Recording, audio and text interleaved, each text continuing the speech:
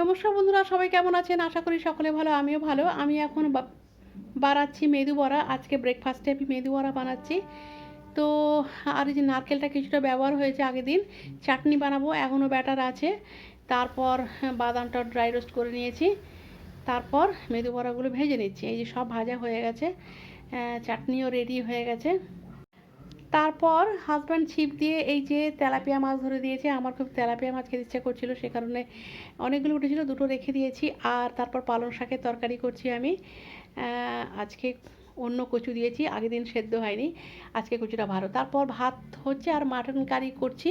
ভাত হয়ে গেছে, মাটনটা হচ্ছে হলুদ আর সর্ষে তেল মাখিয়ে আধ ঘন্টা রেখেছিলাম।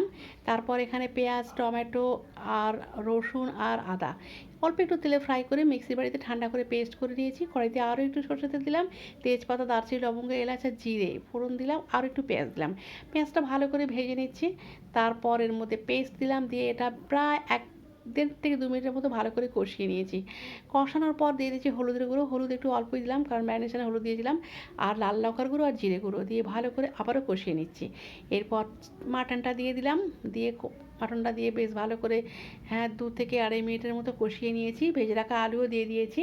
দিয়ে কষানোর পর ট্রান্সফার করে দিয়েছি কুকারে। পরিমাণ মতো নুন আর জল দিয়ে 3টে সিটি দিয়েছি। এখন গরম মশলা আর ধনেপাতা কুচি দিয়ে দিলাম। হয়ে গেছে আমার স্পাইসি মাটন কারি। তো আমার মাটন কারি কেমন হয়েছে জানাবেন। এরপরে আমি শশা কাটছি, খাবো। আর এই যে টক দই আর মাছ। তো আজকের ব্লগটা এই পর্যন্ত, সবাই খুব ভালো থাকবেন।